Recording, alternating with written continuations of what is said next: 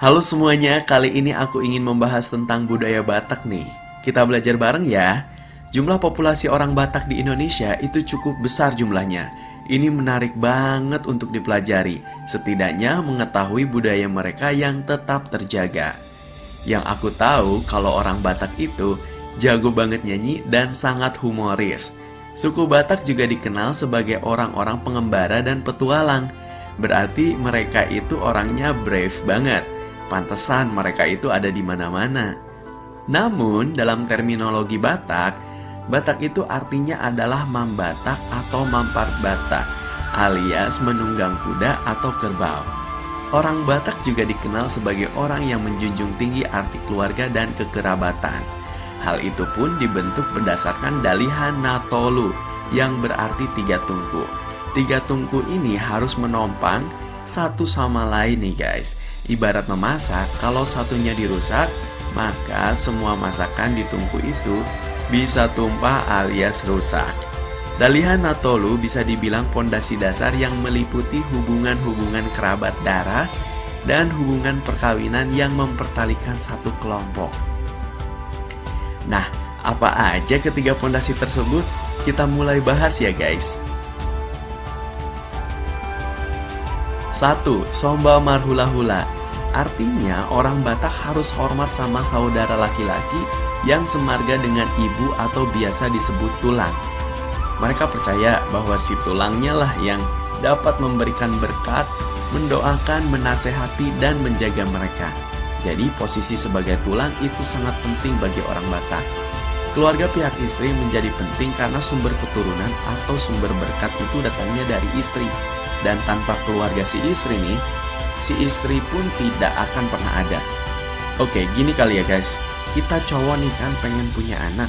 Kalau nggak ada perempuan, kagak bakal ada tuh anak.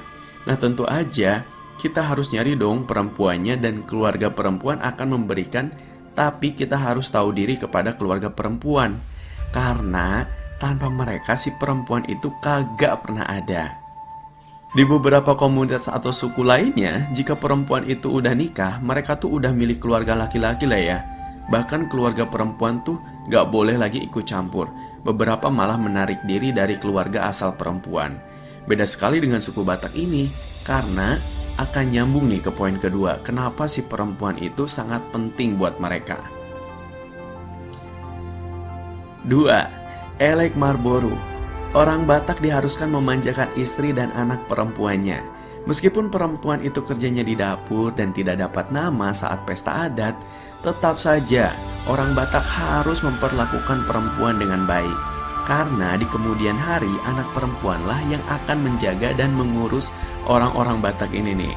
Konon, setiap anak perempuan adalah putri raja. Karena marga yang diberikan biasanya diambil dari nama-nama raja terdahulu. Jadi, anak perempuannya harus tetap dihormati dan diperlakukan dengan baik. Wah, enak banget ya kalau misalnya jadi anak perempuan orang Batak. Oke, berarti memang orang Batak sangat menyadari kalau at the end mereka ingin diurusi oleh anak perempuannya. Sehingga ikatan perempuan terhadap keluarganya masih kuat banget sekalipun sudah menikah dan memiliki suami. Bisa jadi, ini kebentuk karena wanita lebih bisa diandalkan untuk ngurusin orang tua daripada anak laki-lakinya. Sehingga mereka harus menjunjung derajat perempuan. 3. Manat Mardongan Tugu. Orang Batak harus menjaga keakraban dengan rekan satu marga, terutama dalam bersikap, bahwa harus punya attitude saling menghormati dan hati-hati dalam berkomunikasi. Ini untuk menjaga atau menghindari konflik-konflik sosial. Apalagi sesama marga, bagi orang Batak nih, dimanapun mereka berada, mereka adalah saudara, meskipun tak sedarah. Itu dia 3 pondasi kuat atau 3 tungku yang mereka percayai. Dan jika dengan menjaga 3 hal tersebut, maka jalan hidupnya bisa aman, tentram, dan damai. Intinya orang Batak itu begitu tinggi dalam memposisikan atau mengartikan keluarga dalam hidupnya, serta saling menghormati satu sama lain agar tercipta kualitas hubungan yang baik. Bagi kita yang muda yang kadang lupa akan orang tua dan keluarga, iri sama keluarga sendiri, bahkan memusuhi keluarga, ingat, akan ada momen di mana kamu ingin kembali, di mana kamu membutuhkan keluarga. Sayangi mereka dari sekarang ya guys. Jangan sampai kamu datang ke mereka saat lagi susahnya aja, saat lagi ada masalah aja, saat gak ada duit.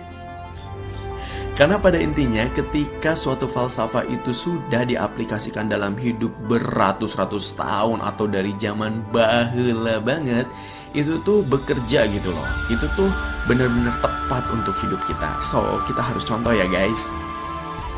Nah, aku penasaran nih guys, gimana kalau cowok Batak nikah sama cewek non-Batak?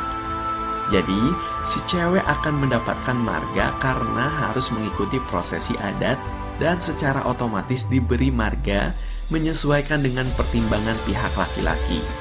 Karena di Batak tidak diperbolehkan menikah dengan sesama marga, karena semarga adalah bersaudara.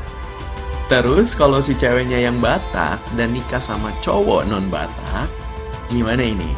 Nah, anak hasil pernikahannya tidak mendapatkan marga, karena marga diperoleh dari garis keturunan bapak, atau disebut patrilineal. Sebagai tambahan ya guys, kalau di Batak ada juga beberapa marga yang memang tidak mengizinkan untuk saling menikah walaupun berbeda marga. Jadi gini nih, dahulu kala terjadi perjanjian antar marga yang mengikat mereka bagaikan saudara atau anak kandung sendiri. Nah itu dia guys, falsafah hidup orang Batak. Semoga dengan adanya video ini bisa menambah wawasan kita ya guys.